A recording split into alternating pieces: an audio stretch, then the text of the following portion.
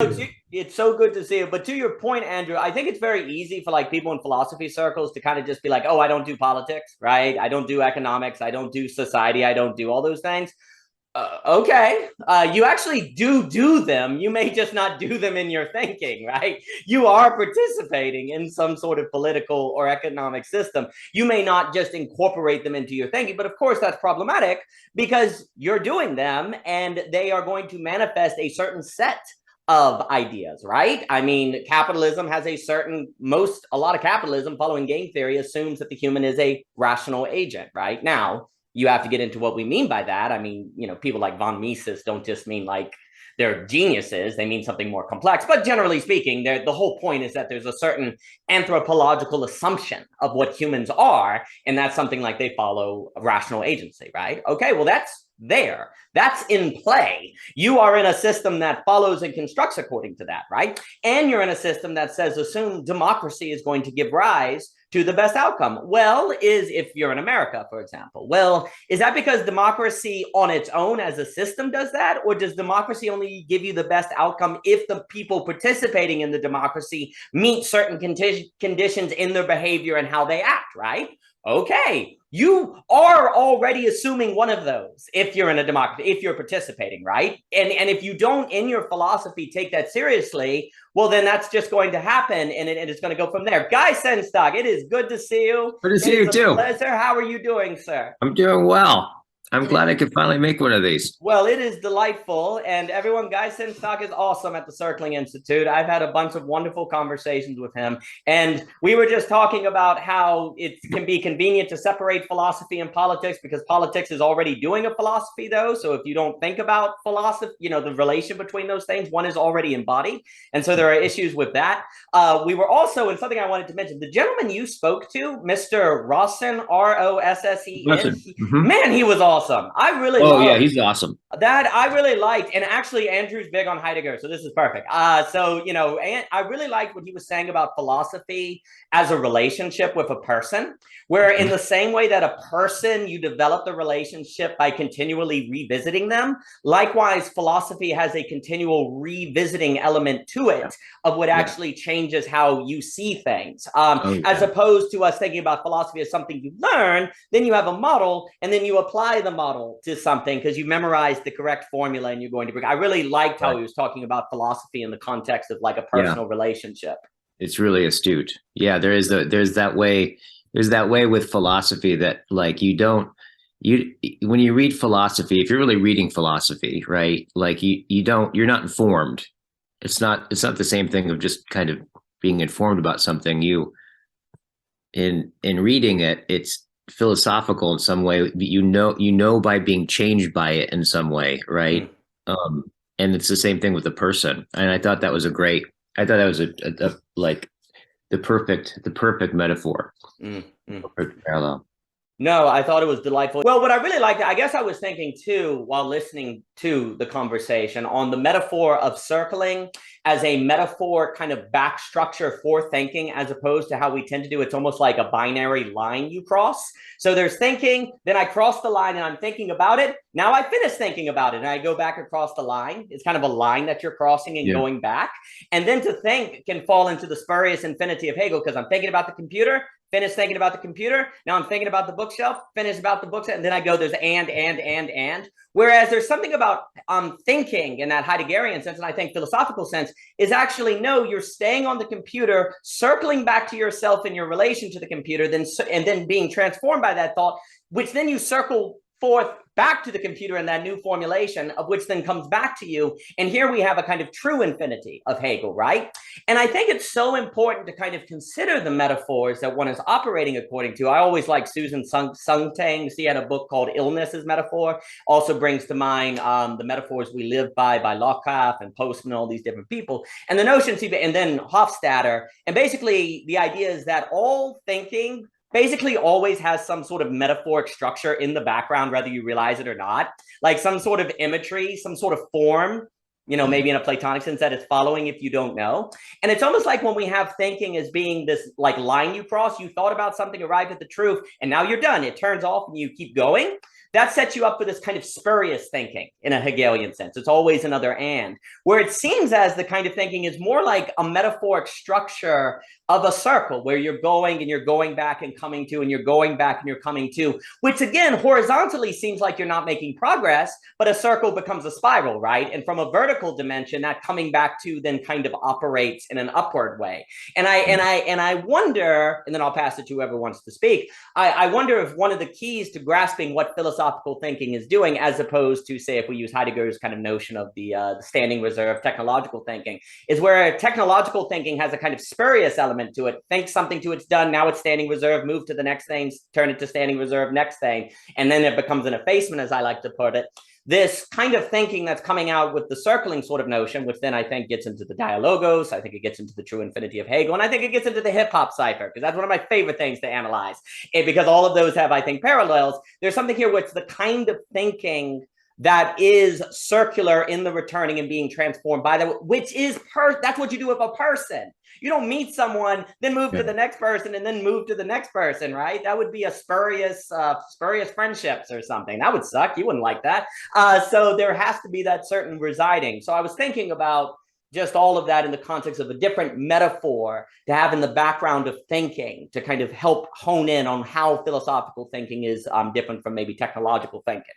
Yeah, so that metaphoric thinking, that circling movement, is what I try to capture in storytelling.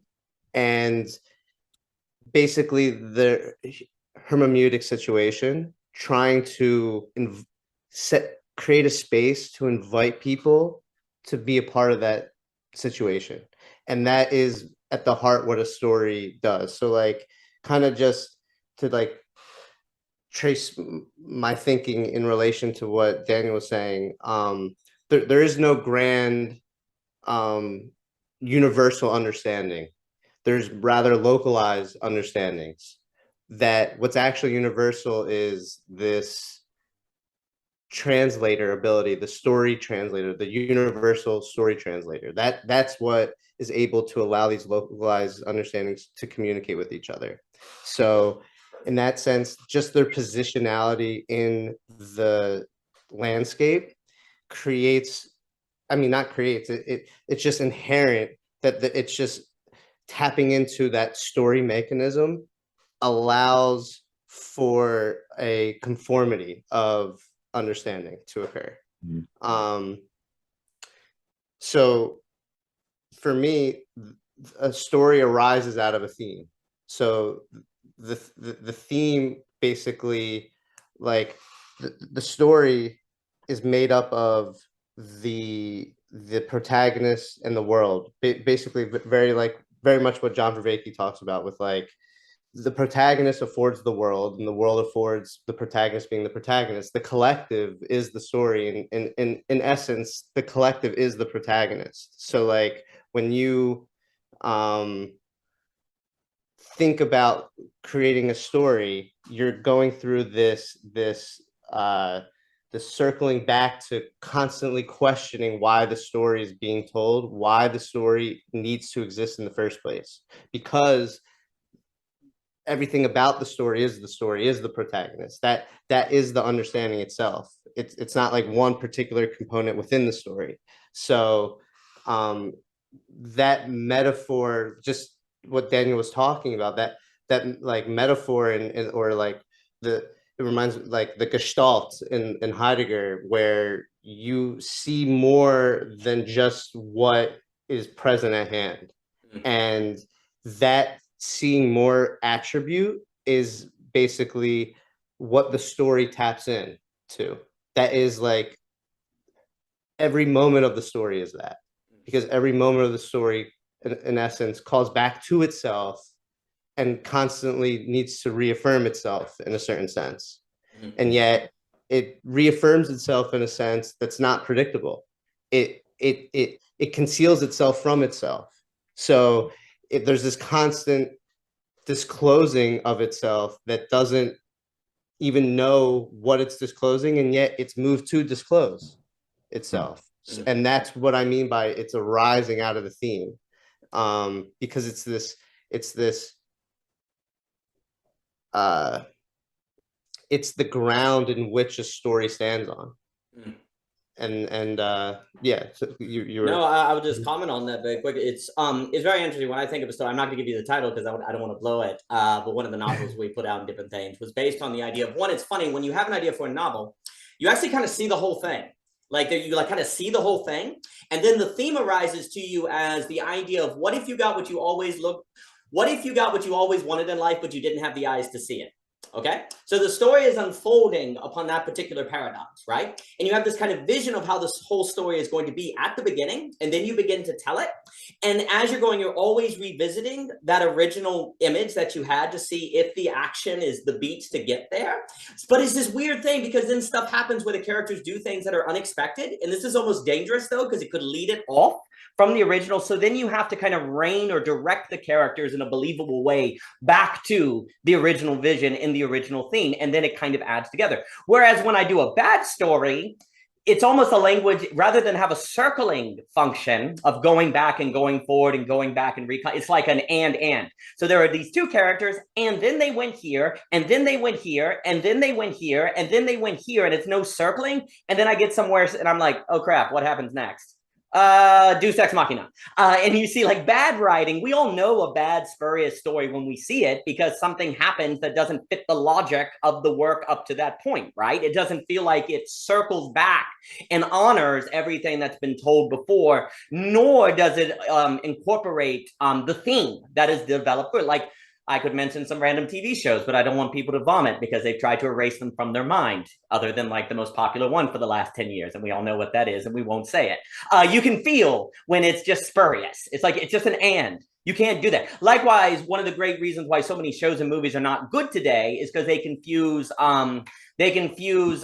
drama with story, or catastrophe with story. Something bad happens, therefore there's a story. No, if it doesn't have a circling dimension, it's not a story, it's just an and then, and it's spurious. And it's very interesting because if we take Hegel's true infinity as having this repetition, negation, sublation in a sort of circling fashion, it's very interesting to see that, say, align with the good phenomenology of telling a story, and that aligning with something Heideggerian, and that aligning with hip hop, because I think it actually, I do think understanding Heidegger with some of the freestyle hip hop site circling is quite useful, as I was talking about with the wonderful Thomas Wynne. But for anyone who would like to speak, please.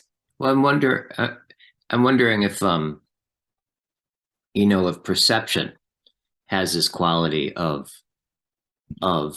always circling. Perception itself, just the reaching out of perception. Especially I was listening to somebody yesterday talk about predictive processing and all the kind of neurological research about how perception is more like it's not like we stand back and just take in the world. It's more like we throw out a model of the world, right? And that model is something like, our past, right? It's kind of past informed. So it's like we throw it out there, and then whatever doesn't quite match is actually what we end up seeing. Right. But we end up seeing, in some sense, I'm wondering if this is kind of that same circling process, because what we end up seeing is in terms of the past coming around to itself in some new way. And that even at the level of just pre-reflective perception, we're in that circle in some sense. What do you guys think of that? I'll just comment. I think it's an excellent comment. The last net we mentioned with Emilio, this really weird thing where if a word is misspelled, you can still read the sentence, right? Like you'll see they've done these experiments and how you're able almost to know what the person's going to say before it occurs. And it's almost like you have to have this kind of step ahead in order to get the whole context. Because if you think about it, a single word in a sentence doesn't make any sense without the whole context, right? But wait a minute, sentences always arrive one word at a time. Well, this is kind of weird because there's this way in which you would seem like you're predicting the entire context. It's like you're predicting the entire sentence and then the entire paragraph from the word that are appearing sequentially. And that's really strange because then that would be like, you're ahead of the word, getting its context and cycling it back to the word and continually doing that. And that, well, that's where then humans' ability to understand seems to be following a notion of time, and we've mentioned this as well, that seems more Bergsonian and more Whiteheadian, although I have to say this every time, I'm trying my best to get up to speed on those thinkers. But indeed, in Bergson, one's understanding of time is indeed very much tied to perception, and really in the now, there's a little bit of the future that the now actually reaches into, pulls into itself in order to understand where it's going. It's not like a block solid time thing, because, you know, in Einstein's block universe, time is more, I don't want to say an illusion, although he did say it was an illusion, basically, but it's more relative. That sort of function that you're describing really does suggest something very unusual about time and how it is tied to perception in really extraordinary ways. And then I like what you were saying about it's almost like there's an intentional brokenness so that we can kind of understand things. That makes me think like in your talk with, or like Heidegger's doorknob, where you understand because it's broke, or you pull it out of your everydayness and then you see it, which is kind of funny because if it's pulled out of your everydayness, there's a kind of dysfunction now, but it's precisely that dysfunction that unveils you to what thought is actually doing and what's actually there. So there's almost an intentional brokenness that makes possible complexity or greater understanding. And in fact, I was listening to that Road to Reality guy, Bob Alsalin. He put out that book, and he was saying that we need to think of the universe as higher levels of complexity, where entropy is simply the necessary breakdown so you can have further complexity. He's trying to kind of flip the model of the universe around, where it's not primarily entropic. I don't think that's a term, but it's primarily building toward complexity, and it would be interesting. It's interesting to think that. But for whoever wants to speak. Okay, so yeah, thinking about these ideas of time and story and the circle. Like in my mind, there's the circle and then there's the line, right? And these are two ways that we can conceptualize time. We can either conceptualize time as a cycle that, you know, the sun goes up, sun goes down, we eat, we shit, right? It goes in a circle. There's no beginning, there's no end, it's infinite. Or we can think about time as a line, right? Beginning, middle, end, right? I was hungry, so I went to the store, and then I came back and ate, and that's the end of the line, but also the beginning of the circle, right? And so the line is contained within the circle. So I guess you could say the circle is a circle of picking an endpoint and moving towards it. But I guess like in response to what Daniel was saying about this spurious movement, like I would differentiate between a spurious movement where you're just, it sounds like you're kind of implying that means you're just darting around from one thing to another, and movement which is in accordance with an ultimate goal, right? And I think these are two ways you can make a story interesting too. You can either get into like the intimate details of the character's life and the cycle about how they feel to get up every morning and go to bed every night, and you can be engrossed in the circle of their life. Or you can make the story interesting by having a compelling plot line, right? And I feel like stories become disinteresting when they fall too much into one or the other, right? If it's too linear, then you just get like the way that ancient history was written, where it's like, you know, this king attacked this city on this day and killed 10 people or 10,000 people, and that was it. And then this happened, and then that happened, and it become there's no theme, there's no circle, there's no return. But on the other hand, if you have a story that's just like going through somebody's routine, then it's going to be a boring story too, right? So I think that, I guess, relevance can be defined in either one of those terms. I don't know. Those are my thoughts on the circle. But I would put the dialectic of the circle and the line. That's how I think about it anyway.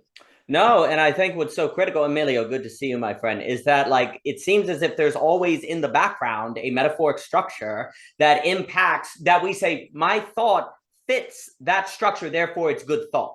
Right. And so being aware of that is so important, because you're already going to absorb some sort of metaphoric structure just from the culture at large. And if we follow, you know, you mentioned the circle, and that makes me think of Mr. Hagg's work on the mimetic, the deep means of the fossil fuels. When you use fossil fuels, you then assume time moves progressively. Whereas if you have an agriculture society, you get the deep meme of the circle. And so there's more of a cycle. So he wants to tie the way a society uses energy with the deep meme or the structure of thought that it has. And I think it's actually a very important book that we don't even realize we do.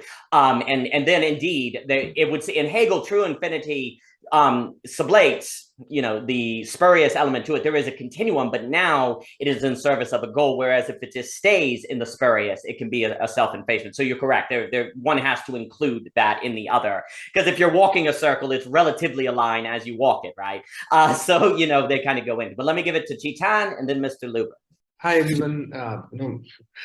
So it's very interesting, this distinction in circle and line. Actually, I'm reading this book by Hannah Arendt, Human Condition, where she's arguing that this circular life is actually the animal life. If you look at the Greek thought, you would find that the biological life, the nature in some senses, always sort of appears to us in circular fashion. And it's only human being, I think, in Greek philosopher actually understood it, who's capable of moving through time in a linear fashion in that sense. And this movement from, say, her distinction between eternity and immortality, comes from there, where eternity is always in this other world, and you become immortal through your actions within this world itself. And that involves this, sort of a linear movement. But if you think about it, we can think of these two things in opposition to one another very easily, that they sort of are antagonistic at some sense. And if you make a Hegelian turn to it and we start thinking at what point they become complementary, they coordinate, but they form a system with each other, you realize that actually, and Zizek has a great talk on this actually, on negation, in that sense, that actually this linearity emerges from an affirmation of circularity in some senses. If you cannot find, so for instance, when they say man is a man, there is something which differentiates between, and this is a Zizek's example, there's something that differentiates between the first man and the second man. There's something that this can become a meaningful sentence for you, because the first man becomes different from the second man. The meaning changes. So there is something in nature itself, there is that circularity also, which there is this movement. That is why everything becomes different from the next thing. The newness emerges from that circularity itself. What is the interplay between them becomes a complex philosophical question, which sort of develops in Deleuze, and later Zizek thinks about it, and so on and so forth. But it's something interesting that this newness, this capacity for linearity actually emerges from the circularity within itself. And how do you think through that? So when we're discussing something like a story, when the story becomes extremely interesting, which is why I think Zach's point is, I think, very, very important when he says that either side becomes boring. If it's only moving forward, you realize that it will move back, it will form a spurious circle with itself in that sense. And if it's only circular, it also gets boring. There's something about the affirmation of repetition in that sense, which remains unthought in both those contours. I think there's a lot to be said on a question of perception also, which we can maybe discuss in the sense. Yeah, thank you. Marvelous. I'll give it to Mr. Luber. I wonder if perception, it's almost like perception has a circular element while thought is more linear. So there's both going on. Like when I perceive the bookcase, there can be this kind of circling element. But when I think bookcase, then it's kind of there. The thought goes there. And it seems like the name of the game is to get thought to do what perception does, to make it kind of fit in perception, but it doesn't naturally do that. Maybe the mistake, if we take Heidegger, of Western thought is partly to just think about thought linearly and not try to fit it with the motion and activity of perception, which would then be following story or letting story unfold. But let me give it to Mr. Luber. That is exactly where I wanted to go with that. That's what I think Heidegger was trying to do, especially toward like the end of his book, in Being in Time. And then he just, in Introduction to Metaphysics, he complements that thinking in terms of how being is in all four stages of being, basically, how it's ever present in all four stages of being. But I wanted to say that the circling seems to be applicable, like it's the circling and the linear aspects seem to be like universal in the sense that there's, anytime you want to describe both of those happening at once, there always seems to be this like triadic movement happening. So like with Heidegger, it's like being, Dasein, then little b, being, and like how he like operates in a certain sense seems to move in between all three things. And the only reason why I'm talking about in terms of three things is because I'm trying to describe what's just happening, and that's just the way it's breaking down. But if so, it just makes me think that if you I have a question really. If you think in that triadic formulation, do you inherently have both the circling, and you have the linear motion going on at the same time if you're thinking with that three entity movement, if you will? But go ahead. This element of that seems to be so seems to have to be at the center of the circle in some senses, this necessity of withdrawal, right? Something's always withdrawing, right? Thus it's the circle. But it's really strange because it's just kind of like what you were saying in the beginning around the story needing to constantly, in some sense, justify its own existence for the telling of the story, because in some sense its justification is withdrawing, right? Which is drawing forth the telling, right? And so there's this relationship between concealment and unconcealment that seems to be the very, almost like the I don't know what you call it, but the thing that has the circle move in a circle.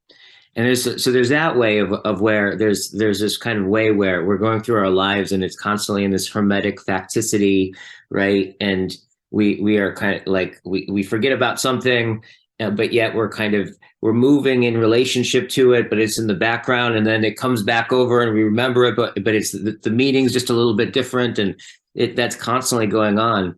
So there's this circle that we're doing that we're, in some sense, we are moving along the circle, and the circle, like we're walking along and moving the circle around and around and around. But then there's these other kind of circles that is where it's more like, I guess, circumambulation, right? Where it's this way, there's this way where as I'm moving along I'm circling around this greater circle that I don't notice that I'm circling around. As I'm circling around it, it's kind of like this thing emerges like the dawn, right?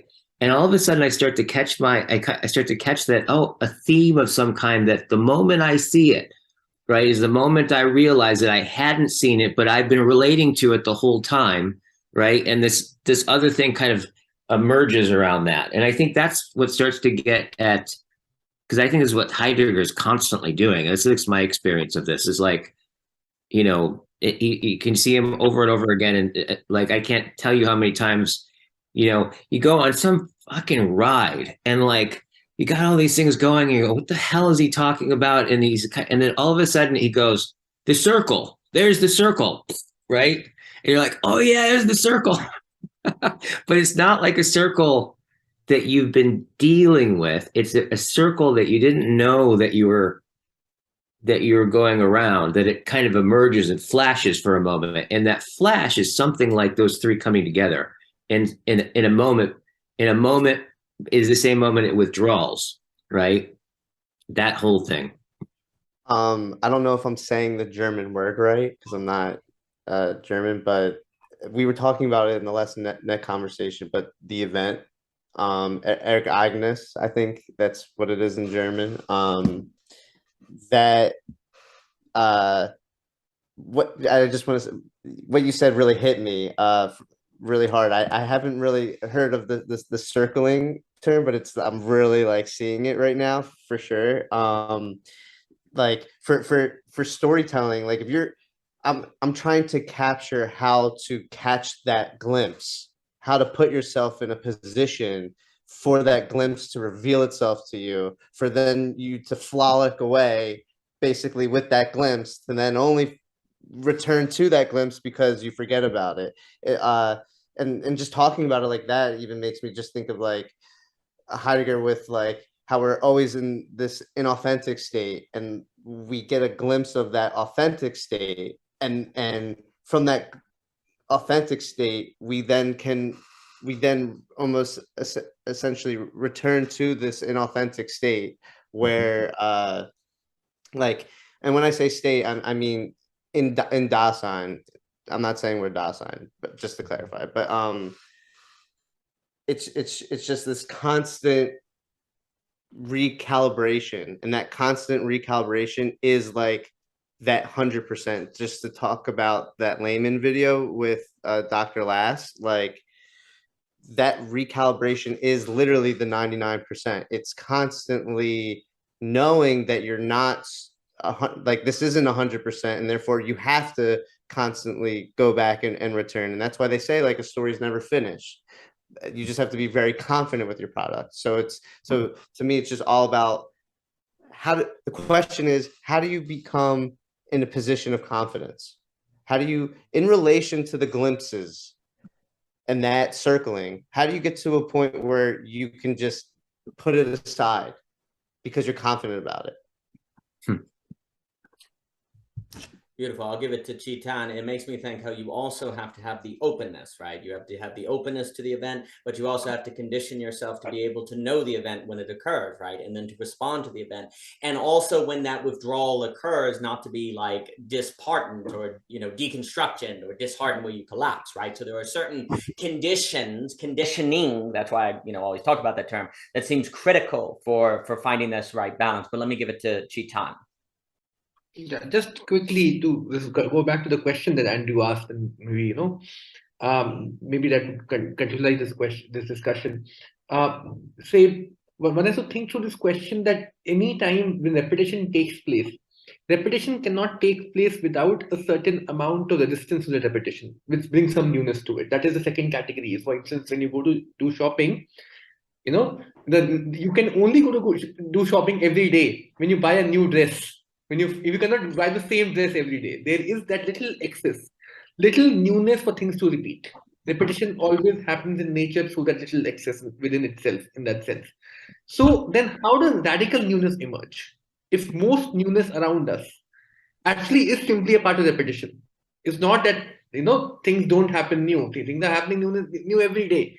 But they are generally a part of, and I think, that is where, Stengstock's very interesting description was coming about, at what point does that event take place? And I think Zizek's answer is that point is where radical repetition takes place, where somehow you're able to overcome the resistance for that little newness to emerge before the repetition has happened. That's the answer, in some senses, that if repetition is taking place with some newness, it will always repeat the whole structure back. We know it through Freudian thinking and so on and so forth. It's when you're able to overcome the resistance and find a radical repetition to be there, then radical newness emerges. When that newness is not coming before the repetition cycle is completed in that sense. That happens in a symptom. When a patient completely repeats his own symptom, when he's able to repeat it completely without resistance, he's cured. There's something about it, when you are able to completely repeat your symptom without bringing some change into it. When you release that anxiety completely, the cure happens. Then you enter into something radically new. No? It's magnificent. So a few things. So we look at Gregorian chant, right? There's a call and response, there's a going back, there's some sort of circular waiting for something new to occur, right? Where the newness comes before the repetition, right? You have religious rituals that are redoing same thing. Then one day, somehow the newness comes before the ritual and it's not the same ritual. Like somehow the newness sneaks ahead of the action. We talked about at the beginning how perception works because there's somehow catching the context before, and that works backwards in how you can function, right? And there's like myths, religious myths, same story told over and over again. You hear why do people go to like churches in America and hear the same parables, the same Christmas story every single time? And then one day you go, wait a minute, wow, the shepherds came before the kings, and back then shepherds were all criminals and murderers. Wow, that's interesting. Boom, now the story has a different meaning because the newness is a repetition, but there's a transformation, right? I'm also led to think about how David Foster Wallace in The Pale King wanted to explore the possibility of doing an unbelievably boring and repetitive job as an IRS agent and somehow getting a religious rapture from it, because he's looking for a new serenity. And toward the end of his life, after he's done Infinite Jest, I think he's done a lot of his great essays, he's exploring how boredom has come to define the modern world. And is there a way to do boredom that actually gives rise to this kind of event that you're describing, that he's talking about, that is that's quite comical. And then I think it's interesting because there's something about story writing. So Mr. Luber, Mr. Guy Sinstock does a lot in the Circling Institute, circling practices, dialogos, and different things, and they're quite wonderful. I appreciate his work very much. He had an outstanding conversation with Mr. Rawson recently on Heidegger that I think you would like a lot. I'll have to read his book, by the way. It sounds like he just put out a book. There's something about the story in writing the novel that is the aesthetic expression of circling. The way a good book, a good story is done is in fact an aesthetic representation of that meta structure of the circle. Because there is this feedback and it's not purely, and actually if we, we can get pretty extreme here. If we're following like Against Method by Paul Feyerabend, and he's talking about like great scientific insight that comes forth, it's not actually based on this bureaucratic scientific institution that builds knowledge. It's from some creative genius that keeps obsessively circling a problem until he has a breakthrough. Dude, that book Against Method is pretty crazy. I actually think it's really important because it really makes a lot more sense of paradigm shifts as you get from Kuhn and all these different things. So you could actually arguably go through all of these different fields. And well, I mean, the boom and bust cycle in economics has a certain like cycle. We do this over and over again.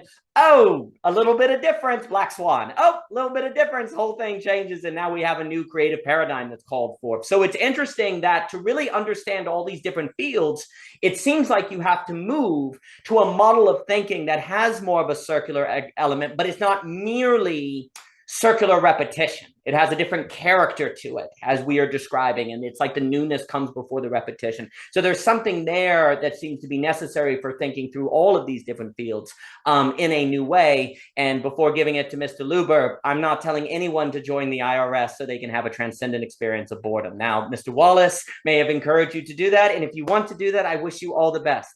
There may be, say, climbing mountains. I'm going with rock climbing with Mr. Fishman instead of that, but Mr. Luber, please. Two things. One, I question what the difference between newness and difference.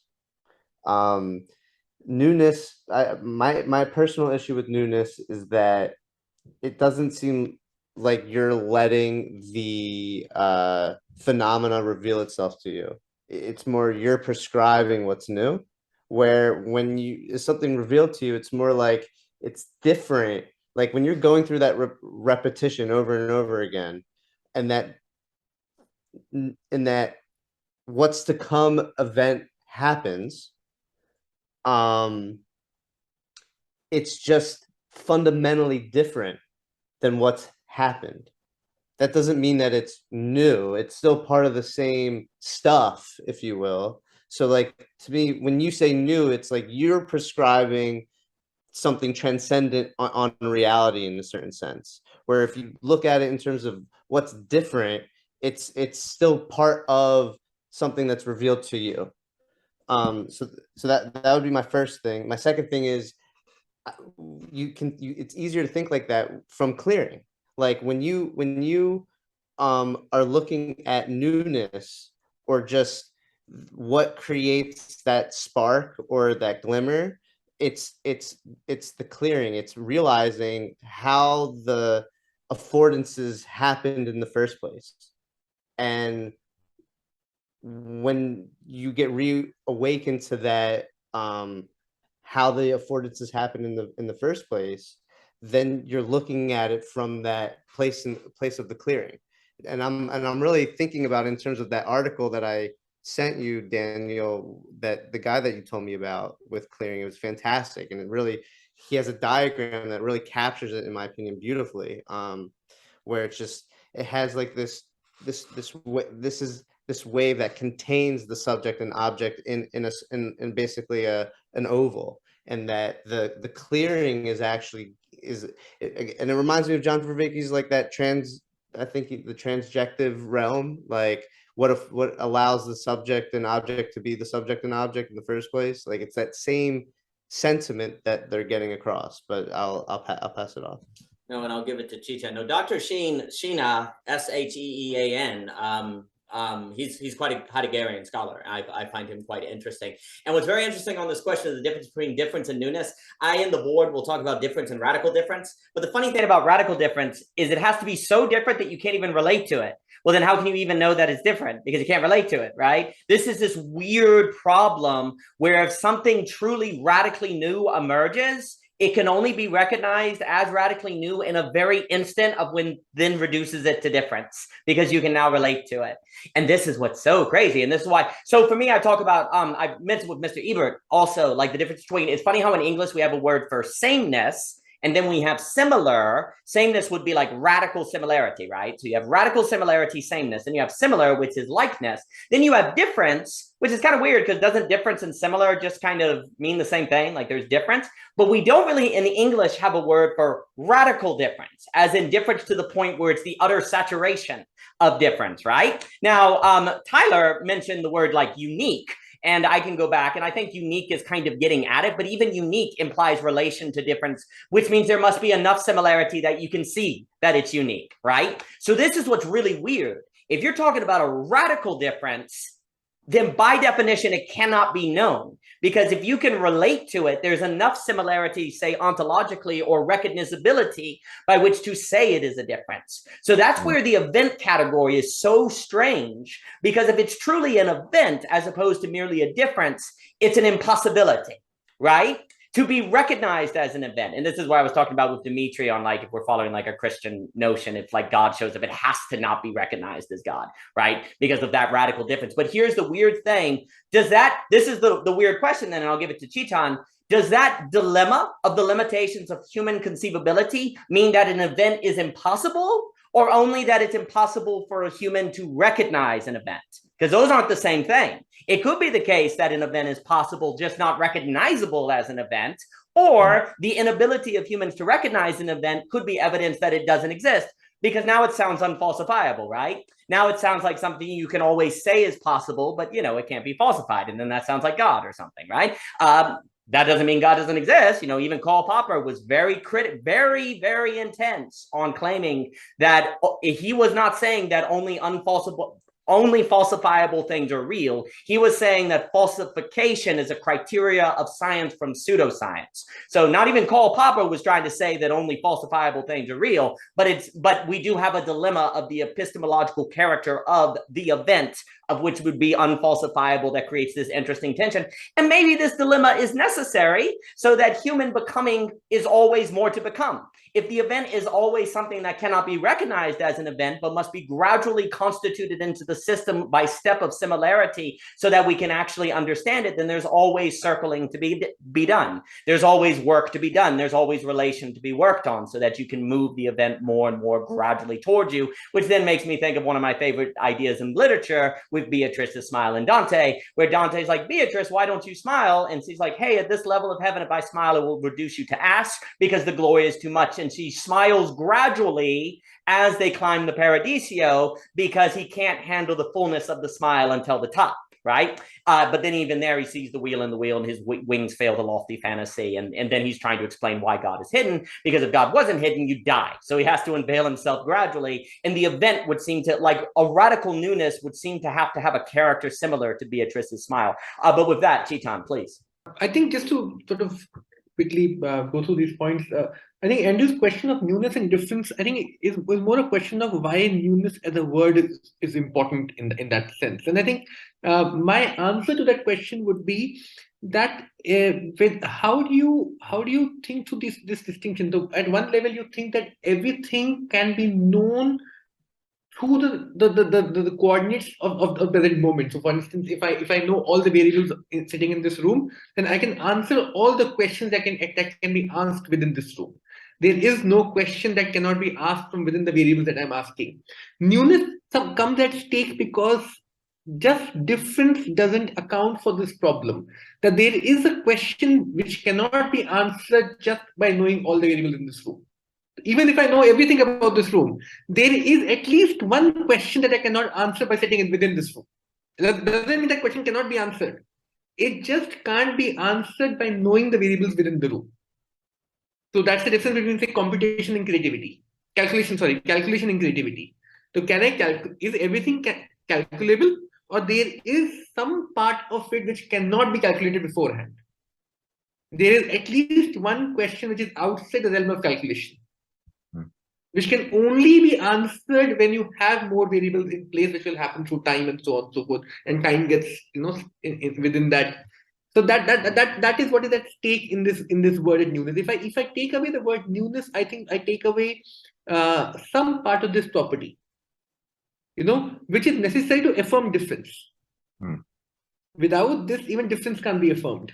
Difference gets affirmed when we actually reach a threshold of that question that can't be answered from merely sitting within those set of variables. You need new variables to emerge for difference to be affirmed. It's almost this absolute knowing of Hegel in that sense. There's this retrospective thing happening at that level, and that's, I think, one. Perception itself actually gets stuck with this repetition and newness thing. Perception itself doesn't guarantee radical newness in that sense. So Zizek's sort of framing over there is radical repetition leads to radical newness. So if newness happens before repetition is over, you only get another cycle of the same thing until that cycle gets completed. At some point, the cycle will be completed, and then you will be coming onto the new dawn. Until that happens, you'll immediately always see these repetitional cycles because newness happened before repetition, which is what happened in most neurotic patients in that sense. On the question of just last point, question of boredom and stories, which is extremely interesting. There's a very nice paper by Walter Benjamin on storytelling, where he's arguing that the reason we are not telling stories today is because we're not getting bored. There's something there which you have to think about. In India, we used to travel in trains, and the train journey used to take like 1 day, 2 days to reach your hometown, and we used to do it every 2 months, 3 months. And we sit in trains, we tell stories. It's almost inevitable that you sit in a train and you'll be talking to some stranger, and you'll be telling stories in some sense, in one form or the other. I think that activity is going away because we stopped getting bored in that. We didn't never had mobile phones at that time, so you had to sit in a train without any technology, so there is something over there with repetition and newness over at stake. Boredom allows you to repeat. Radical repetition happens through boredom. That's hilarious, and I love Walter Benjamin's concept of the aura. When I was reading Patricia Sachs' literary analysis of boredom, where she argues the concept of boredom really doesn't emerge until Pascal in modern literature and different things. And there's a way in which, like, what Walter Benjamin is talking about, I almost want to make a distinction between what we see today in the modern world is a kind of mindlessness, like a mindless scrolling, a kind of mindless going through the day droneness, which is almost different from the state in which daydreaming and kind of openness to the other occurs. So it'd be interesting to think of a paper that made distinctions between kind of the mindless boredom, where you're just kind of mindless and nihilistic, the kind of boredom which is you're daydreaming because you have nothing to do, and then a boredom of where you don't see significance in what you could do. And I think Walter Benjamin is correct, like in the industrial, because he's talking about how industrial society got rid of aura in art because of mass production. Likewise, if you never stop, you can't daydream and start meeting people, and you can't have the openness. So that stopping is really important. But then what's weird is the world today is radically bored, right? Because by bored, what I mean is it's not where you have nothing to do, but it's where you don't see significance in what you could do, right? Like you don't see significance. You don't have the internal resources to see significance in things, right? And so there are different, I think, nuances there, but I love the Walter Benjamin reference there. But let me give it to Mr. Luber and then Mr. Guy Senstock. So Chetan, completely agree with what you're saying about difference and new. To me, what I'm talking about is when you're projecting out onto the world, you categorize it as difference and not newness. However, when you look behind you in the past, you could say to yourself, well, I was 20 years old and that's when I lost my virginity. That was a new life for me. Like the classic, that was new. You can say in the past easily what was new to you because you can easily relate it to what wasn't new prior to that. There's that relational dynamic that I just don't want to have in the present thinking when you're thinking about what's in front of you and what's ahead of you, so to speak. That was mainly my point with newness and difference. And then I have not read Walter Benjamin. I have like a limited series idea about Martin Heidegger, about the Davos debate and all that stuff. So I read a book with somebody and Walter Benjamin was brought up. So I don't know too much about him. I know he overdosed though. That's the only thing I know. But I think boredom in storytelling, just to piggyback off what Daniel was saying, storytelling not in like the passive way of storytelling, like, oh, on my free time I'll have storytelling.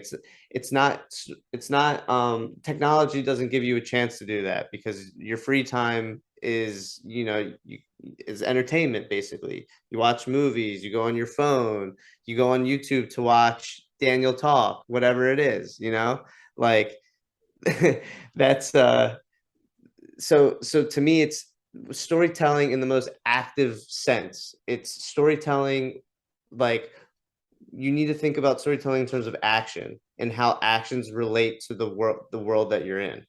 And in that sense, it's not something that can be ever taken away from the human being. And that to me is like the main distinction between humans and technologies, is that there's that active capacity. Like, that's what AI is missing, is just that active self-reflection, that the data that it's taking in. It can't project itself out and self-reflect in the way that we do. And that's basically what storytelling is. And that's what I mean. And the very pure phenomenology of apprehending yourself and life around you as storytelling. But pass it off to I'll give it to Mr. Senstock here. But it's interesting to think of this difference between transactional story as transaction, or even ideas. You transact philosophy as opposed to have it transform your scene, right? So being in a story, having it transform you, as opposed to just telling stories and it being almost like currency, like the reducing of currency to of philosophy to currency. There does seem to be a difference there. But Mr. Senstock, please. I'm still on this thing, this question you asked about, or inferred, this difference that's so radically different. It's questionable whether or not it's even perceivable. If there's, I'm wondering about if that thing that emergent in circumambulation, where something kind of emerges, right, that you in some sense are given by, right, some horizon that's opened up that you haven't, you're given by it in some sense, but it's not revealed to you until at some point around the circle that theme comes up and you realize, this is the thing I've been thinking about without even knowing it. I wonder if that's something like the radical difference, right? And also this kind of other way where, I see if this kind of connects, but I also just kept thinking about this conversation about like, if you look at what people said in the Roman Empire during the fall of it, you wouldn't hear people talking about the fall of the Roman Empire, right? It's like it wasn't anything that anyone was explicit about. It happened so slowly over a period of time, right? That in fact people were talking about the opposite of it. This is the greatest part of this whole thing. And it wasn't until it passed and we look back on it and there's this event, right, that was undiscernible from within it. So there's this kind of, I'm wondering about if this starts to get into we don't perceive it, but we are radically given by it in some way that we don't understand, right? That sometimes we get a glimpse of it and then we see it in its organization. I wonder if that's how it lives, right? I think that speaks to Mr. Luber's point on the notion where we're tempted to define the event or by something that we can see and then retrospectively say, oh, that was an event, the fall of the Roman Empire or something like that, which would not be the character of an event that would be occurring, say, in the now, in a way that would transform us, right? And that seems to be the difference here. And it's almost like that definition of event would fall into the realm of what Hegel calls the understanding, is where you understand by dividing up, okay, the and that would also seem to be event according to a line, where you're saying, oh, here's the line, and the event happened here, and the event happened here on the line, and there we go. And it always almost has to be retrospective, precisely because you don't have the category, the ability to get it as you go into it, right? The trick, the new thought, dare I say. So the first thing I want to note is I think the point you're getting at, Mr. Sinstock, screams why we need to think about philosophy not merely in terms of non-contingents, universals, constant generalities, and those kind of categories, and move to thinking in terms of glimmers, glimpses, glances, these terms of the philosophy of glimmer, these quick things that you have to be in the right place at the right time to get. Mr. Zaruba, who you work with, the wonderful Mr. Zaruba, we've talked about how in Praise of Shadows or Ta-Nehisi, there's this notion that the cup has to meet a certain condition of being used and have that certain golden glimmer precisely so that it can have you could even say Walter Benjamin aura, so it strikes you a certain way. But the only way the cup has that phenomenological power, or walking to the bathroom, as he starts his famous book with, is because certain conditions are met that cannot be extracted outside of that radical situation. And the fact, though, that the glimmer of the truth, if you grant me that phrase, can only be caught in those conditions does not lessen it. The kind of technological scientific mind says, oh, if you can only glimpse it in certain conditions, it's not as true or as important as something you could universalize or generalize. No, the switch here is saying, no, that does not follow. Even if it can only be glimpsed or it can only be experienced within in a certain conditionality, that does not lessen it. In fact, maybe that makes it more important because it's rarer. It's funny, on economics, we tend to associate rarity and scarcity with value, where when it comes to truth claims, we like to talk about universality, generality, replication, and all the things that in economics would be the language of irrelevancy. And yet that is the kind of languaging and metaphoric sort of notions that we've used to derive our philosophy. And that seems quite problematic. What's very interesting here, and then I'll pass it to whoever wants to speak, there's something about, indeed, the circling, where you're coming back to the thing, that as you do it changes your conditionality to where you're now ascending higher in the Paradiso to handle more of Beatrice's smile, and now you come back around and you can have a personal breakthrough, like you'll do at the Circling Institute, where there's this weird way in which just saying back to someone something they said, we talked about it in our talk, then makes them hear it for the first time. That makes no sense, and yet it works. It totally works. Like just saying back to someone something they already said. I actually listened. It's funny enough. There's this guy, the CIA, this leader in negotiations. I can't remember his name. You've probably all seen his masterclass commercial where he talks about negotiations and how to do negotiations. Literally something he's always saying is like, one of the most important ways to get someone to tell you the truth is to just repeat back to them what they already said. Like, that's amazing. And it's funny though, which then of course you could use that for good or for bad, so it depends. But then it's showing how the power of the repetition is almost like it is conditioning everyone in the circle to now be able to handle, because of a growing attunement to one another, the coming of the truth, or the real personal encounter, or the event of the person feeling so attuned to everyone there that they can actually then share their story or actually get there. Whereas earlier, had they done it, it would have been like Beatrice smiling too early, and it would have destroyed the relationship because it would have been too much emotional overload, too much power for anyone to handle. So it had to have the circling structure. So it's funny, as you just to respond to that thing that you said about like saying the thing back, it just struck me at that moment that it's interesting. Usually when I'm paraphrasing you and I'm paraphrasing you back, it's not like my interest is saying what you said back to you. My interest is understanding you, right? So it's like I'm saying what I'm saying back with this kind of horizon that isn't quite there yet, that is yet calls me to paraphrase you. It's an attunement thing that points to something beyond the paraphrase or something like that. That's really interesting, and I'll give it to Mr. Luber on the difference between paraphrasing and repetition. It's almost like a paraphrasing is not enough of a repetition to have that power. So it can, and that doesn't mean it doesn't add value, but it moves it to the realm of understanding versus what Hegel calls reflection, which then reflection is what one needs to engage in the true infinity that has this negative sublative character. But let me give it to Mr. Luber. And it would have to be the repetition to have the clearing function in Heidegger, actually. If it's just paraphrasing, it's not going to do the clearing. It's going to be adding beings, the and. But let me give it to Mr. Luber. Yeah, like paraphrasing would be while you're in the story. Like that's when you're very much in the midst of the conversation. Like you can't paraphrase when you're watching the conversation. So like I have a friend that's just started reading Being in Time for the first time, and I find him that I'm paraphrasing him a lot. It's not that he's saying it wrong per se. It's just that he hasn't gotten to, he's only on page like 50 or 60. Like he just hasn't gotten further enough. So like in his explanation of what's happening, I just keep pushing that line a little bit, and it makes him ask questions. And that's, I guess, like part of the learning process. But it just hit me when you were saying circling. I get why you're about circling so much, because you like Heidegger so much, and he just talks so much about how the meaning in the world is constantly changing.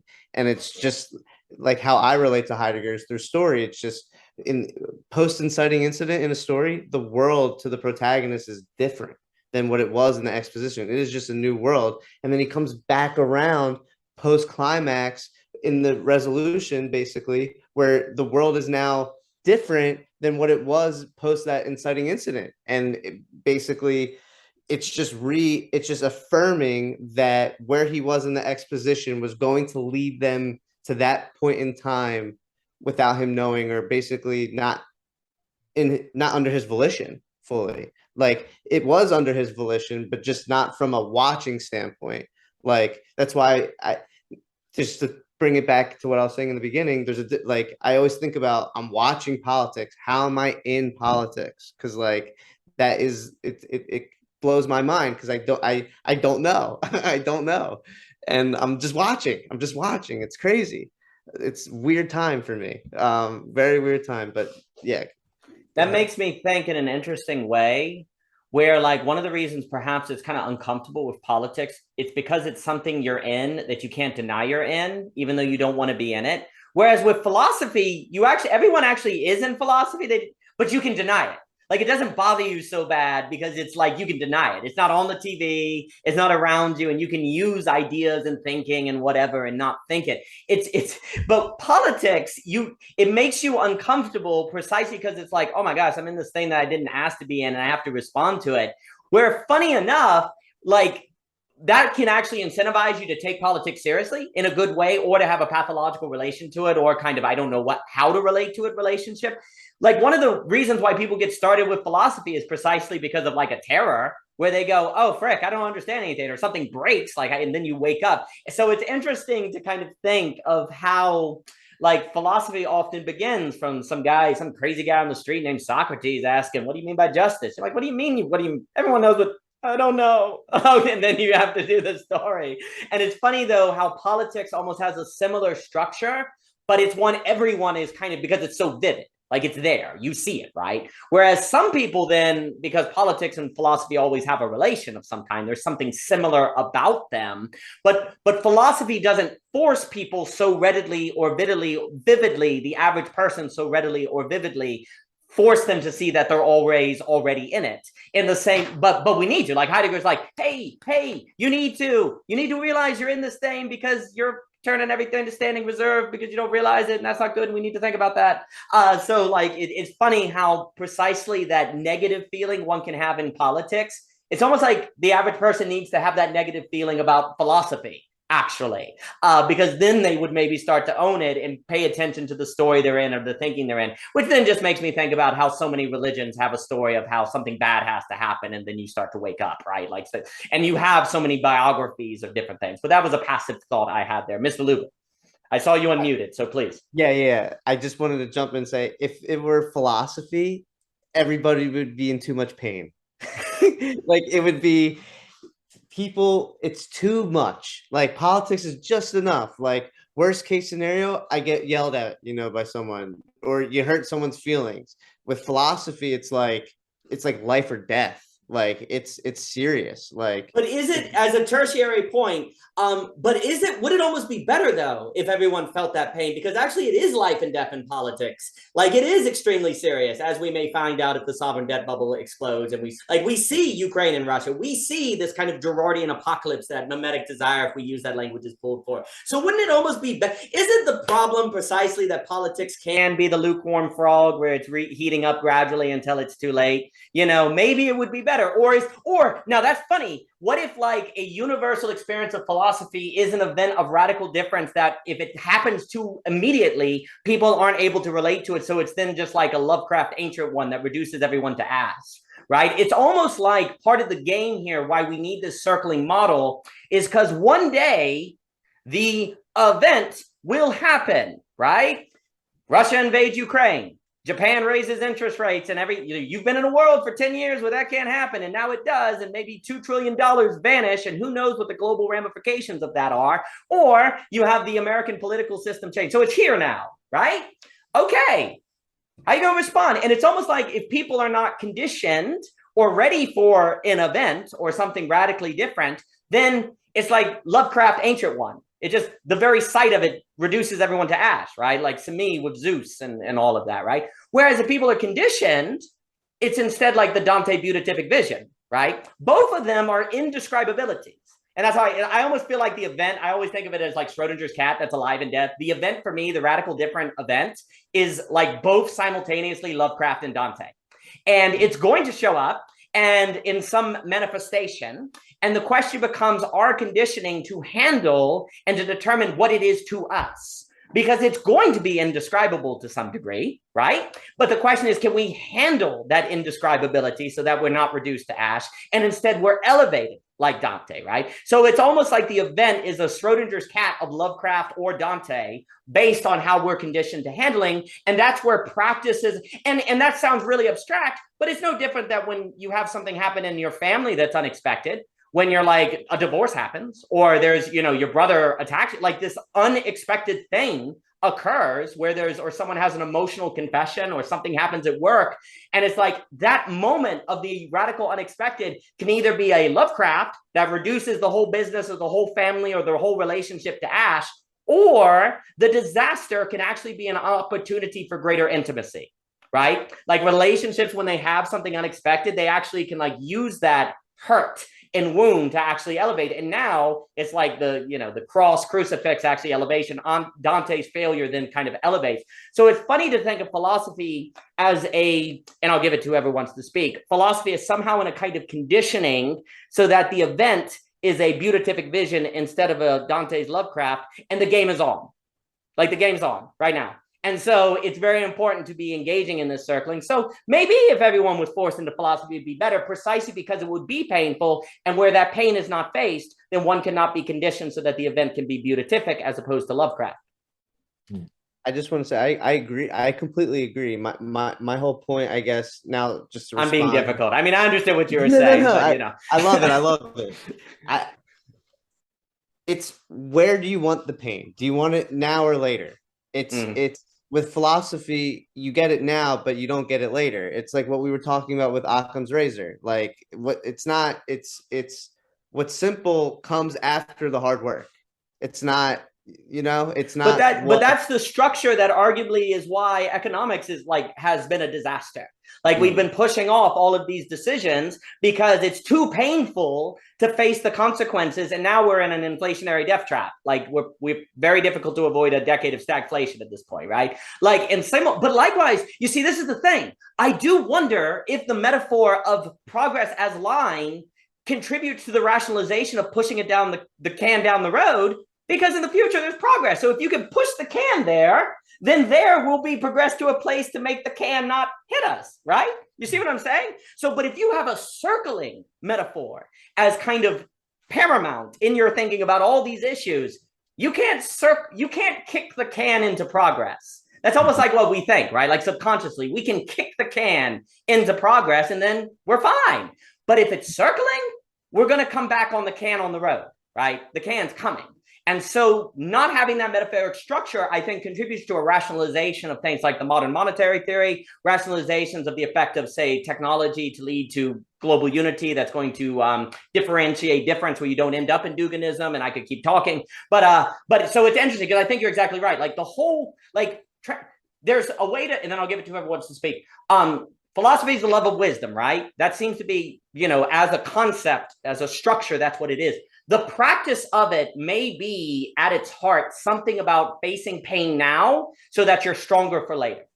Like that might be one of the key characteristics of it, a kind of taking pain now so that you're stronger for later, as opposed to avoiding pain so that you're more fragile later. That seems to be what's natural. What seems to be natural is to avoid pain, which then makes you more fragile for later. Where what we need to do is face pain now so that we're stronger for later, or more anti-fragile for later, for the next relationship, for the next entrepreneurship, for the next risk, one, et cetera, et cetera. But let me give it to Mr. Fishman, please. This whole conversation makes me think of the book of Ecclesiastes, right? Because like in Judaism, there's a very, like, the line is very central, right? The first words in the Torah are in the beginning, meaning like this is a story with a beginning, a middle, and an end. And this was done in stark contrast to the traditions of the time, which were mostly circular in their thinking about time, that everything just goes on forever. And the idea that we could fundamentally change history, the whole idea that we could make any sort of real progress was foreign to them and laughable. But the Jews have this idea of like, we are going to the promised land, right? As the God that took them out of Israel or out of Egypt into the promised land, right? So it's the event is very central, right? And the whole event on Mount Sinai where God delivers the Torah, and that, like, this fits into what you guys are saying about how the event is radically other, right? Because like Moses receives the law at the top of the mountain, right? So it's like this point where the circle is broke, like they talk about the timeless circle at the top of the mountain, right? There's the circle of time, which is the animal nature, and then there's the timeless circle of rest at the top of the mountain, right? And that's where Moses encounters God, and that's where the event takes place. And that is radically other because it is not like any other thing. It is a negation of similarity and difference, right? It's not that moment is different than the other one. It is that in that moment there is no difference, period, right? And then like then the event comes down, right? It comes down the mountain in the form of the law into the tabernacle and on through history to transform the circle of life. But then this circle of life is taken up again in the book of Ecclesiastes, right? Where it's like King Solomon comes in and is basically like, nope, it's all like, there's nothing new under the sun, and like, you can't change anything, and, don't bother trying, right? I have created great palaces, and it wasn't it, right? And I've seen wicked men be rewarded and live long, prosperous lives, and I've seen righteous men be tortured and poor and die without nothing. And so what is the point of striving towards anything, right? And what he concludes again and again when he comes back to is eat, drink, and enjoy your toil under the sun, right? And it's the joy, like, people read the book of Ecclesiastes as a nihilistic thing, right? But it's the opposite of that. It's saying you must bring joy into your toil, right? Enjoy your toil under the sun and obey God's commandments, right? And that's where the participation in the event happens, because it's like, you're carrying forward this revelation that was brought down in the event, and by participating in that, it, like you guys are saying, it prepares the body, it prepares the people for the eventual coming of the Messianic age, where knowledge of God is everywhere, right? And so it's I don't know. Book of Ecclesiastes just came up for me. And no, I love that book. I like whenever I what's the part, like, of the reading of books there is no end. That's one of my favorite lines. All right, and vapor, like breath of air. What's so fascinating, because this is like, we've talked a bunch of times, and then I'll give it to Emilio, how there's something about order in all this, as in, like, it's not that it's circle versus line, it's some sort of ordering of them, right? And then because it's like the thinking that seems natural, as Hegel calls understanding, which tends to be spurious, says it's either or, and then you get into trouble, right? There's something about when you engage, like, if you engage in this circular in your everydayness, which can have rituals or a certain, like, not running away, that's actually why history progresses, or there's a kind of progress to it. Whereas if you don't do that and you're saying, well, today I'm going to, like, advance in my career, like, there's a lot of, like, everydayness in America today that's very progressive, right? I'm going to take the next step as my job and my next progress. And then what's funny is that ends up in a life that feels very, like, circular, like you're not going but like a not going anywhere circle, right? Whereas if instead there's a certain, like, circularity that's a kind of commitment to something, right? That then has that adds a vertical dimension where you have a spiral then. that you're kind of climbing. So like the spiral, I know I have some critiques against the spiral dynamics and the spiral and different things like that. But there's something about the spiral that is the interesting, like, vertical circle that's going on right there. So Emilio, please. Yeah, so one of the things that came to me when with all this like talk of circular like and instead of linear and how you relate to it, I've and how, for example, the truth can like bring you to ash, right? If it is all at once, it becomes too much. And for me, it was really interesting because we always think of truth as something as inherently good, but maybe it's almost like poison. It depends on the dose, right? Because and I go back to one story that I'm going to try to for it to be like as well. I won't mention the books are really good, so I kind of don't want to spoil them, but nevertheless, there's a character that has forgotten a piece of his past, right? And he doesn't remember. Yeah. And then as the story progresses, for some reason, he starts to slowly piece back the pieces, and he suddenly realizes he has committed like something truly horrible, and it knocks him down, and it needs this struggle, and he goes for a week, and he's trying to recuperate and stuff. And then, because this is a fantasy book, at the end of this third book, there's a confrontation between like him and basically a god, and the god is trying to use that pain to get him to come to his side, right? He's going to be like, give me your pain, it's no problem. But because he had time to reckon with this truth and the pain, when he comes to this encounter, he's like, no, my pain is mine, you cannot take it away. And he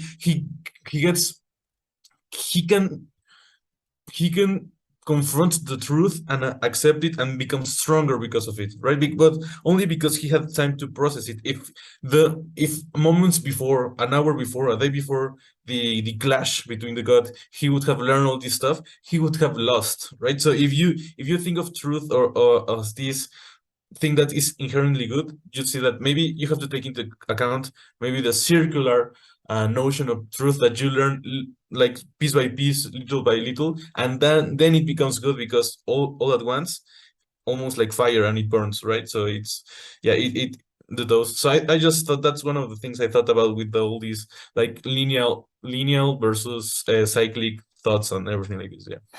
I now have to read every book or watch every movie ever to figure out which one you are talking about, because I don't want you to tell the title, but it sounds awesome. So I now have a life journey to progress by. So thank you. I thought you would go on with Nolan's and Memento. And I was like, oh, that's Memento. And I was like, no, what the heck is this? Okay. All right. What's interesting is that when we talk about this progress and circle, so like when Guy Senstock, who was, on this notion of you're circling to get people to the place where they're emotionally attuned to, say, face a demon or to face something or to deal with something. The reason you're circling, Mr. Luber, always a pleasure, sir. The reason you're circling is to progress. Right? Like to progress out of that emotional pain or to develop or to face it. So this is what's weird, right? Like we tend to associate lines with progress, right? Like a line is progress and a circle is like going in place. What if actually the circle is the progress symbol or the progress like shape and the line is going nowhere because the line's lost. It's just going, right? Whereas a circle, it knows where it's going. It's always going back to the start. It has a circular thing. And there's something where our geometric symbolism doesn't actually match reality. Like people emotionally progress by like facing things, by circling back, not by moving. Like you don't, like when people like move on. Well, depends on what you mean. I'm not saying like there are some things you move on from, but like really deep things tends to have to be some kind of facing, right? That means you have to go back. And so perhaps part of the issue is that we associate a line with progress and going somewhere when in fact a line is lost, while a circle actually goes somewhere and progresses precisely because it returns, and that allows it to be a spiral. Like it's almost like, well, I guess this is true. I mean, in reality, in nature, all circles are spirals, I almost want to say. They're more spirit, they have a vertical dimension. They're not merely horizontal, right? I don't know. That was a claim. I'm not a geologist, but it's interesting to think that there could be a mix-up in association with what actually leads to progress. And then obviously a problem is if you're looking for a single symbol to do all your work for you, it cannot do it because you're dealing with something horizontal when life has many dimensions. So it's almost like in a circle, when you circle it, you find the point that then turns it vertical and you go up. And the progress is vertical, and then you circle again, find the point, and then you go up, and then you circle again, and it's more like a tower, right? And you go. So then you see a progress, whereas a line is just kind of lost.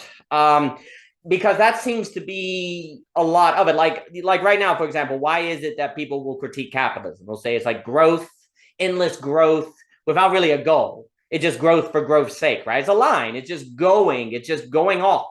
But then it's cancerous, like Mr. Ebert would talk about. And that progress, by being sort of a line, ends up being, it justifies its existence by continuing to go. Like that its existence is justified. But there's progress because it's going. Well, maybe not. What if it's lost? One would not assume that just because you're driving. I can tell you from being lost about 3 weeks ago in Roanoke that just because you're driving does not mean you're progressing. I can friggin' tell you that. So it's funny how that may have something there to that on bringing them together. But as we approach the end, Javier Rivera, I wanted to bring in timing and talk about how circling maybe can be attuned with can be matched up with circling, because you have to like go until you know the right timing to go up to the next level of the tower. There's like a tight circle. Okay, go. Timing. Ritual. Okay, God, boom, Mount Sinai. There's like a timing element in a circle. Whereas with a line, you don't have to worry about timing because it just goes. There's no timing. It's just kind of going forward in space. Actually, obviously, the most troublesome question is what is right timing? And I couldn't avoid this, the notion of right timing, because then I fall into like some type of like almost like moralization of like what's a good time, what's a bad time. Timing is always happening. I think that's what I resorted to. However, right timing is more about our positionality rather than concerning about like a when, right? And I've gone into big I wrote I did a video about the nature of when and how it's really impossible to just decide when in the context of time in total. So timing is more about a positionality, which is why a line wouldn't work. Actually, a line would actually fail in this case because the positionality isn't really, it's actually rather ambiguous. Whereas the circle, you can actually get an idea about what the position is. Yes, I wonder if the notion of right timing is only possible in the context of a circling, because there's a repetition, like there's a freezing of the variable, like the notion of right timing on a line doesn't make sense exactly because it's just kind of going forward. But if there's a circling, if there's a repetition, then it's like, okay, now it's time. Like you're circling your prey, which is a violent image. But if you're at a Waffle House, you're now circling your plate of bacon. So it's about time. And it's like, when do you go? So it's interesting to think that the notion of timing or the possibility of right timing would seem to necessitate a more circular structure as a possibility. Very good, Javier. I tried to throw you the ball and you caught it really well there. Enjoy your Waffle House. And if anyone has any last things to say, please. Well, just it's been lovely, and I think like it's really cool how the metaphor like completely changes the hi Michelle the thinking, because a circle and line versus like a spiral, right? Because if you have a circle and then you go up, then there you have your line and you have your circles, right? So it's a way to combine them. Well, yeah, I was going to say some other thoughts, but yeah, that's it. But yeah, it's been a lovely time. Yeah, like. The spiral can be an image of confusion, right? Because like you think about the spiral has no beginning, no end, and and it has no up. There's no way to differentiate up from down, right? You get into a spiral, you don't know which way you're going, right? And the circle. Yeah, I don't want to get too No, far. you're pointing at something very interesting. Because the spiral, one of the most horrific horror stories with Iguchi Itoto, his whole thing is about the horror of the spiral. It's he's a guy who did he's like a famous manga artist, and he did one about an entire spiral series. I can't even remember it. That's crazy stuff. So it's interesting because now I'm going back to what was being asked about: is the triangle actually the middle ground between the circle and the line, or the pyramid? If there's some different image than a spiral, because you're right, you know, traditionally spiral can be, or pandemonium, it can have that sort of structure to it. So that's a good point you're bringing there, Mr. Fishman. Yeah, the Star of David also is an image of that.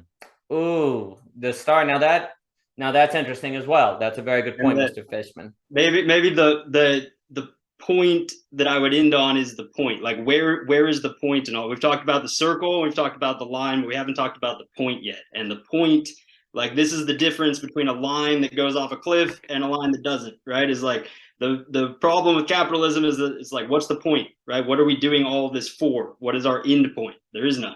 And so we just go on forever, right? And the same with the spiral. Like, a spiral has no end point, so you spiral out of control. You know, right? The circle and the line, in the proper sense, the line segment, we could say, in a mathematical sense, both have a point. And so I would say that, like, the point differentiates between a spurious and an unspurious pursuit. Maybe. That's a very good point. And I had, like, in Dante, hell is a spiral, whereas Paradiso is more like a cone, an upside down spiral.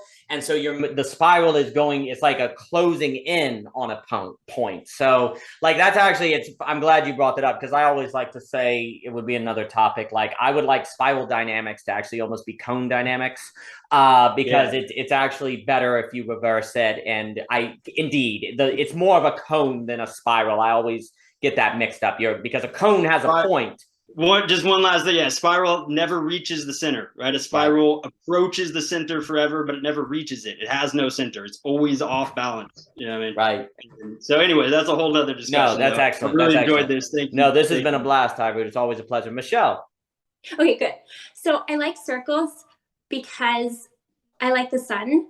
And so I was thinking about the sun and how it often measured time for us.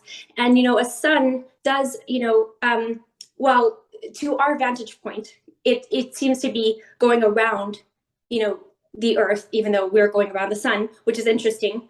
But I was thinking about that type of a spiral because I don't know if it's a spiral, but it's kind of like, it does have, you know, there's shifts in the earth axis. So then it's kind of like, in a way, it's always orbiting something. So I think there's something about, like, maybe what could ground a spiraling is, like, what is it orbiting around? You know, like, what is it orbiting around, and or what do we perceive to be having orbited around? You know, like, we think that the Earth is, but that's why there was the, you know, the Earth-centric concept of the universe, but then we realize it's heliocentric. You know, it's the sun. So, anyways, I just was thinking about that really quick, because if I have a chance to bring up the sun, I'm going to. No, absolutely. And it's interesting to think, like, if you have the sun, it's almost like, it's like Hyrule has mentioned with, you know, a mountain, if you go toward the sun from the earth, is like a cone structure, because it's wide and then it goes to a point. Whereas if you went the other way, where, you know, if it went the other way, then it would be like you're going out and it's a dispersion, right? So, like, a cone gathers difference to a point, right? Whereas a spiral either takes, you know, if a spiral is a tornado, it flings togetherness and unity off in a bunch of directions. So that's chaos, right? Whereas a spiral see, that's why I always get this mixed up. Whereas a cone brings it together. Maybe I'm, like, vertically dyslexic or something, where it's all, like, upside down or something, like geometric. But it seems like a cone is more of the better geometrical representation where the circle is on bottom, yes, because the circle's on bottom, everydayness, and then the vertical line is upward. There's the progress. Whereas if you have a spiral or a tornado, that's what I'm going to start saying. I have never figured out why the word spiral throws me every time, because I always get it upside. But a cone is circle toward a point progressively. The circle is the everydayness, whereas in a spiral, or I'll say tornado, the circle's on top. That's the problem. You're going into a circle, you know, and that's cyclical like history, and then it's just chaos and it just pulls everything apart. So I think that's a very good geometric symbolic clarification on that point. But with that, I will run. I've really enjoyed. Thank you all for coming on this special holiday net session. I've appreciated it very much. I really, really enjoyed it. So thank you, everyone. This has been a delight.